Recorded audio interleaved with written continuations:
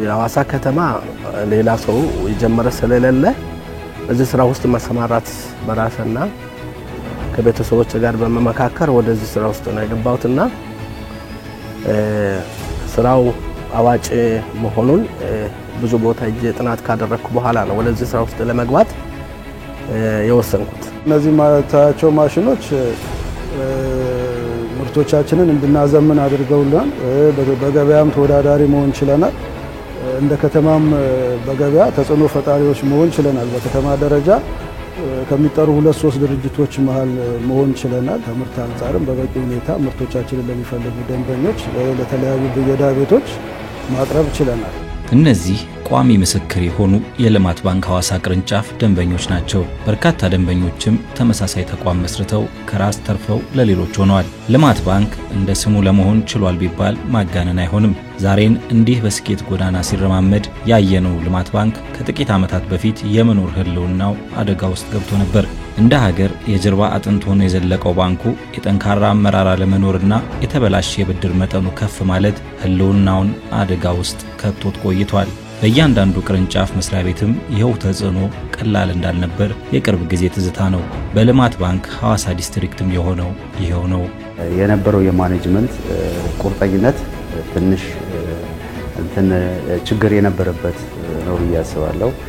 ምክንያቱም በፊት የነበረው የብድር አሰጣጥ የባንኩ የብድር ፖሊሲው መሰረት የሚያደርገው በዋነኝነት ፕሮጀክት ቤዝድ ነው ብያለሁ። የፕሮጀክቱን አዋጭነትና ትርፋማነት ላይ መሰረት አድርጎ ነው ብድር አቅርቦቱን የሚሰጠው እና በወቅቱ የነበረው የማኔጅመንት አመራር ላይ ደግሞ የሚሰጡ ብድሮች አብዛኛው ጊዜ ጥራት ላይ ተመሰረቱ አይደሉም። አብዛኛው የፊዚቢሊቲ ጥራቱን በዲፕሊ ወይም በጥልቀት የብድር ጥናት ሳይደረጉ የሚሰጡ ብድሮች የነበሩበት ነበር። በደንብ ጥናት ሳይደረግ ምክንያቱም ከክሬዲት ፖሊሲው ጋር ትንሽ ክፍተት የነበረበት አሰራር ነበረ። በዚህም ትልቅ የባንኩን የህልውና አደጋ የፈጠረውም በዚህ ነው። ልማት ባንክን በቀደሙና በአሁኑ ስናይ ቀድሞ ያው አደረጃጀቱ ነበረ። ነገር ግን ቼክ ኤንድ ባላንስ የሚባለው ነገር ያን ያህል ጠንካራ ነበር። መሆኑ ምናልባት በ2008-2009 አካባቢ ያው ሚዲያዎችም እንደዘገቡት የልማት ባንክ የተበላሸ ብድር መጠን ከ40% በላይ ኦልሞስት በተግባር ወደ 57% በላይ ደርሶ ባንኩ ወደ መዘጋት ወይም ደግሞ ኢንሶልቨንሲ ደረጃ የደረሰበት ሁኔታ ነበር። ያው አደረጃጀቱ አለ፣ ግን ጠንካራ የሆነ ማኔጅመንት ባለመኖሩ ያንን የሚያስፈጽም አደረጃጀት የሚያስፈጽም ማኔጅመንት ባለመኖሩ ባንኩ ኦልሞስት ወደ ኢንሶልቨንሲ ደረጃ ሲደርስ መንግስት ባንኩን እንደገና ለማቋቋም ወደ 20.8 ቢሊዮን ብር ድጎማ አድርጎ ነው ባንኩን ለአዲስ እንትን ያለው። ከዛ ወደዛ አዲሱ ማኔጅመንት ይሄንን ከመንግስት የተሰጠውን ተልእኮና የገንዘብ ድጋፍ ይዞ የ5 ዓመት ስትራቴጂ ፕላን ያወጣው። የ5 ዓመት ስትራቴጂ ፕላን ማውጣት ብቻ ሳይሆን ማኔጅመንቱን ቀይሯል።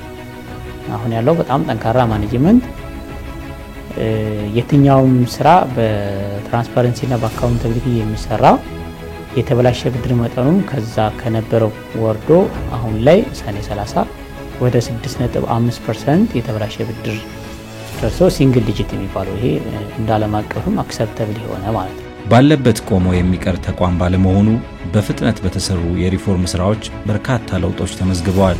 የዛሬው የሐዋሳ ዲስትሪክት ልማት ባንክ ከትናንቱ በእጅጉ ይለያል። ጠንካራ አመራሮችን በመመደብ በቁርጠኝነት ያለመታከት በመስራት ዛሬ የብድር አሰጣጥና ክትትል እንዲሁም ብድር ማስመለስ ሂደቱ ከአገልግሎት ቅልጥፍናው ጋር ተዳምሮ ተመራጭ አድርጎታል። ከብድር መስጠት አንፃር ወደ 1.1 ቢሊዮን ነው በሐዋሳ የተሰጠው።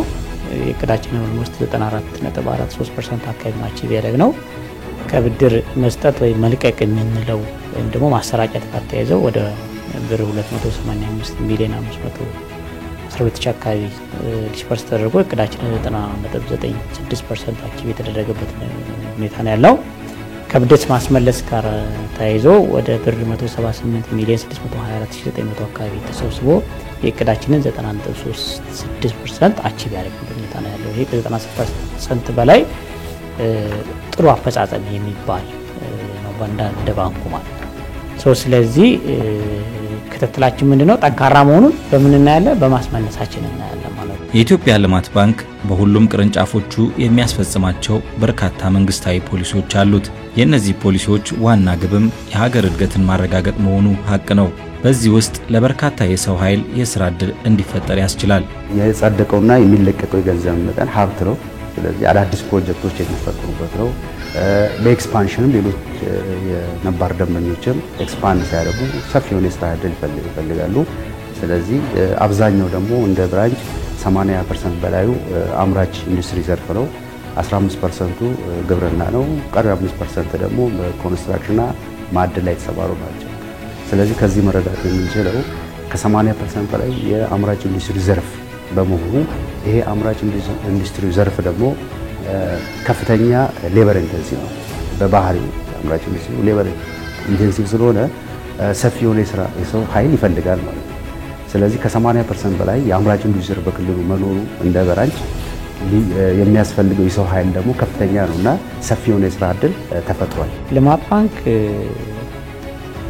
ከስራ ፈጠራ አንጻር ስናየው ባለፈው 1-2 የኢትዮጵያ ታምርት እኛ ምንሸምት የሚል ፕሮግራም እዚህ ሐዋሳ ላይ ተደርጎ ነበርና እዛ ላይ ብዙ ኢንዱስትሪዎች ነበሩ። ብዙ ኢንዱስትሪያሊስቶች አሉ። በሚገርም ሁኔታ ከነዛ ኢንዱስትሪያሎች መካከል አብዛኞቹ በሚያስብል ደረጃ የልማት ባንክ ተጠቃሚ ነበሩ ማለት ነው። በአንድም በሌላ የተወሰኑት በዚህ ከኮቪድ-19 ቪክቲምስ ጋር በተያያዘ ኦልሞስት ከ46 በላይ ደንበኞች ነበሩ። በመደበኛው ደግሞ በሊዝ ፋይናንሲንግ እና በፕሮጀክት ፋይናንሲንግ ደግሞ የሰጠናቸው ደንበኞች ነበሩ እና በርካታ በሚባሉ ኦልሞስት ከ60% በላይ የሚሆኑት እዛ ኢትዮጵያን ታምርት ላይ እኛ ነበሩ። ያ ማለት እነዚህ ሁሉ ኢንዱስትሪያሊስቶች በስራቸው የሰው ኃይል አለ ማለት ነው። ቋሚ ምስክር ደንበኞች በሐዋሳ ዲስትሪክት ልማት ባንክ ቅርንጫፍ በተደረገላቸው ድጋፍ ክትትልና ብድር በርካታ የሰው ኃይል በተቋሞቻቸው ይዘዋል። ከባንኩ ጋር በቅርበት በመስራትና በመመካከር ምርታማነታቸው በማደጉ ሰፊ የስራ ዕድል የሚጠይቁ ተቋማትን ፈጥረዋል። ይህ በደንበኞቹ በራሳቸው የሚነገርለት ስኬት ሆኗል። ተቋማችን የተመሰረተው 2003 ላይ ነው።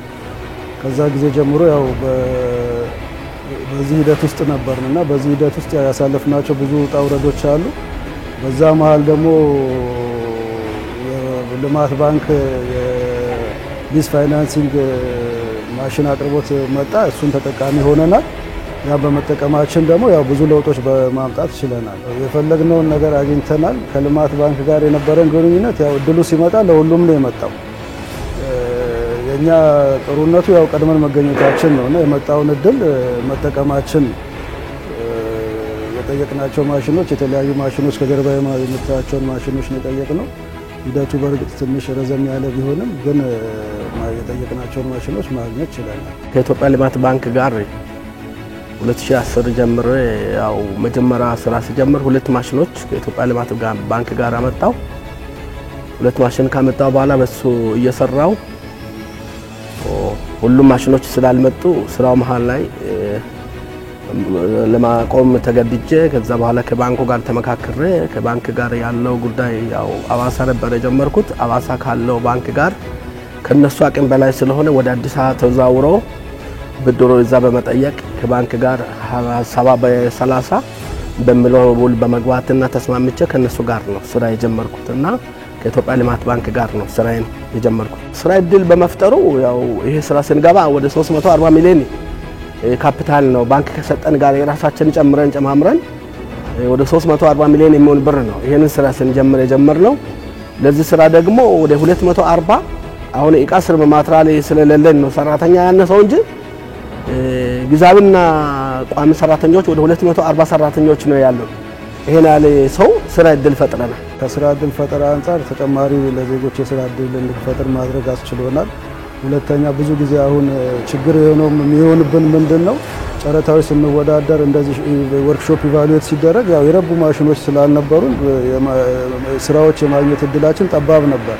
አሁን ግን የልማት ባንክ ተጠቃሚ ከሆንን በኋላ ትልልቅ ማሽኖች በእኛ አቅም ምናልባት በወቅቱ መገዛት የማይችሉ ማሽኖችን ማግኘት ስለቻለን ተወዳዳሪነታችንን ላይ ከፍተኛ የሆነ አስተዋጽኦ አበርክቶልናል። ከዛም ባለፈ ተያይዞ እየመጣ ይሄ ተወዳዳሪ እንድንሆን መፍቀዱ እንደገና ማሽኖቹ በራሳቸው ገቢያችንን ከፍ ማድረጋቸው የሥራ ዕድሎቻችንን ማስፋታቸው በግል ሕይወታችንም ላይ ለውጥ እንድናመጣ አስችሎናል። በእርግጥም የሐዋሳ ዲስትሪክት ልማት ባንክ የተቋቋመለትን ዓላማ እያሳካ ስለመሆኑ አንዳች ጥርጣሬ አይፈጥርም። እንደ ሀገር ግብርናን ከማዘመን አኳያም ቢሆን በሲዳማና ኦሮሚያ በሚገኙ በርካታ ዞኖችና ወረዳዎች አሻራውን በማሳረፍ ላይ ይገኛል። የግብርናውን ዘርፍ ሜካናይዝድ ለማድረግ በሚደረገው ጥረት የባንኩ ቅርንጫፎች አስተዋጽኦ ጋናን ከደገፈችው ጠጠርም በላይ ነው። ግብርና ጋር የተያያዙ ምክንያቱም ባንኩ በፊት ቀደም ሲልም የግብርና የእርሻ ባንክ እንደመሆኑ መጠን አሁንም ቢሆን ያው ባንኩ ቀደም እንዳልኩት የፖሊሲ ባንክ ነው። የመንግስትን የልማት አቅጣጫ የሚከተል ነው። በዚህም አንድ የኢኮኖሚውን ሊያራምድ የሚችል የኢኮኖሚ የጀርባ አጥንት የሆነው ግብርና መሆኑ ይታወቃል። ስለዚህ ባንኩ ግብርና መደገፉ አስፈላጊ በመሆኑ ተያይዞም የአምራች ኢንዱስትሪ ዘርፉን ምክንያቱም የአምራች ኢንዱስትሪ ዘርፍ ዋነኛ ግብአቱ የግብርና ምርት ስለሆነ ዋናው ግብርናን በማበረታታት የአምራች ኢንዱስትሪ ዘርፍ ማስፋፋት ይቻላል የሚል መሪ ይዞ ባንኩን በፊት የነበረውን ለግብርና ይሰጥ የነበረውን የወለድ ምጣኔ በጣም ዝቅ ባለ ከ11.5 ወደ 7% ዝቅ አድርጎ ወደ ስራ የተገባበት ሁኔታ አለ። ለምሳሌ ግብርናው ላይ ብንሄድ አይታችሁ ከሆነ ድሮ አባቶቻችን በሬ ጠምደው ናቸው። አሁን በአሁን ጊዜ ወደ አርሲና ባሌ ሄዳችሁ ከሆነ አብዛኞቹ እርሻዎች ላይ ያው የልማት ባንክ ትራክተሮች ናቸው ፐርፎርም የሚያደርጉት ማለት ነውና ይሄ በጣም ትልቅ ለውጥ ነው። ለምን አሁን ምንድነው እንደ መንግስት ማቅጣጫ ያያዘው ግብርናውን ትራንስፎርም ማድረግ ወይም ደግሞ መቀየር። ይሄ እንዲሆን ደግሞ ልማት ባንክ ትልቁን ባክቦን ወይም ደግሞ የጀርባ አጥንት ነው የሆነው። አሁን አርሲና ባሌ ላይ በጣም ጥሩ ስራ ተሰርቷል። አብዛኞቹ እርሻዎች አሁን ወደ ሜካናይዝድ ወደ መሆን ያው በተበጣጠሰ የሚሆን ሜካናይዝድ ወደ መሆን ይሄዱ ያሉት ማለት ነው። ሌላው ደግሞ ለምሳሌ አይታችሁ ከሆነ በዚህ በሰብል ስብሰባ ወቅት ዝናብ ሊመጣ ይችላል፣ ተባይ አለ፣ እንዲህ አይነት ነገሮች አሉና እነዚህ ነገሮች አሁን በርካታ ኮምባይነሮች ወደ እንትን ገብተዋል። አሁን ኦልሞስት አሁን ስናይ አብዛኛው እንደው ውስን ካልሆኑ በስተቀር ኦልሞስት ገበሬው ለምዷልም በቃ በኮምባይነር የሚያሳጭደው ማለት ነው። ይሄ በጣም ትልቅ ለውጥ ነው። አሁን ልማት ባንክ አለኝታ መሆኑን ከተለያዩ ደንበኞቹ አንደበት መስማት እየተለመደ መጥቷል። በሐዋሳ ዲስትሪክት ልማት ባንክ ስር የሚገኙ ደንበኞች በባንኩ ያላቸው መተማመንና ተባብሮ ለመስራት ያላቸው ፍላጎት በመጨመሩ ተጨማሪ የብድር አቅርቦት በመጠየቅ ስራዎቻቸውን ለማስፋፋት ያቅዳሉ። ህልማቸውን ከልማት ባንክ ጋር እየኖሩት ይገኛሉ። ተጨማሪ ድጋፎች ያስፈልጉናል። ቅድም እንዳልኩ እኛ ሰፋ አድርገን አሁን ፕሮፖዛል አዘጋጅተናል። ወደ እነሱ መሄድ ነው የቀረን። ምክንያቱም አሁን መጀመሪያ በነበረው ድል ተጠቅመን በራሳችንም በአካባቢውም በማህበረሰቡም ላይ ለውጥ ማምጣት ችለናል። ስለዚህ ጥሩ ተሞክሮ ቀስመናል። ከዛ ልምዱንም አካብተናል። አሁን በስፋት ደግሞ ሰፋ አድርገን ወደ እነሱ ሄደን ተጨማሪ ነገሮችን እንጠይቃለን። በዛ መሃል አሁንም የምንፈጥረው የዜጎች እድል ቁጥር ይጨምራል። የኛንም ገቢ ማሳደግ እንችላለን። በአካባቢያችንም ላሉ ሰዎች ደግሞ የሚፈልጉትን ምርት ምናልባት ሐዋሳ ላይ ብዙም ያልተለመዱ ከሌላ ቦታ ከአዲስ አበባ ከተለያየ ቦታ የመጡ ምርቶችን በቅርበት እንዲያገኙ ለማድረግ ያስችለናል እና እድሉ በጣም ጥሩ ነው። በቀጣይም እኛ ያው በደንበኝነት የመቀጠል ሀሳብ ነው ያለን። ምክንያቱም ካመጣነው ለውጥም አስተዋጽኦም አንፃር ማለት ነው። ባንኩ ላይ የምንጠብቀው አሁን እየተሰጠን ብር መጀመሪያ ባለው በዶላሩ አቅምና ግምት ነው ብድር ተሰጠን በዛው መስራት ይችላሉ በሚለው ነው። አሁን ግን መንግስት አሁን አዲስ አዋጅ ባወጣው መሰረት ያ ብር ለስራ ማስገጃ የሚበቃን አይደለም እና እሱንም መንግስት ቢያስብና ኢትዮጵያ ልማት ባንክ አስቦ ለስራ ማስገጃ የሚሆን ብር ተጨማሪ ቢሰጡንና ቢያበረታቱን ጥሩ ስራ መስራት እንችላለን ብለን እናስባለን። የሥራ ተነሳሽነት በታማኝነት ደንበኞቹን ማገልገልና ሀገር የምትፈልገውን ብልጽግና ለማሳካት ትጋት ተቀዳሚ ተግባሩ እንደሆነ በተዘዋወርንባቸው የሐዋሳ ዲስትሪክት ልማት ባንክ ክፍሎች ካሉ ሰራተኞች ጋር በነበረን ቆይታ ለመረዳት ችለናል። ለአዲሱ ዓመት ለ2017 መላውን ደንበኞቻችንን የኢትዮጵያ ልማት ባንክ ሰራተኞችና ማኔጅመንት እንዲሁም ለኢትዮጵያ ሕዝብ እንኳን አደረሳችሁ ማለት ፈልጋለሁ። አዲሱ ዓመት የሰላም የፍቅር መልካም ስራን ሰርተን ያው ራእያችን የምናሳካበት ዘመን እንዲሆንልን እመኛለሁ። አመሰግናለሁ።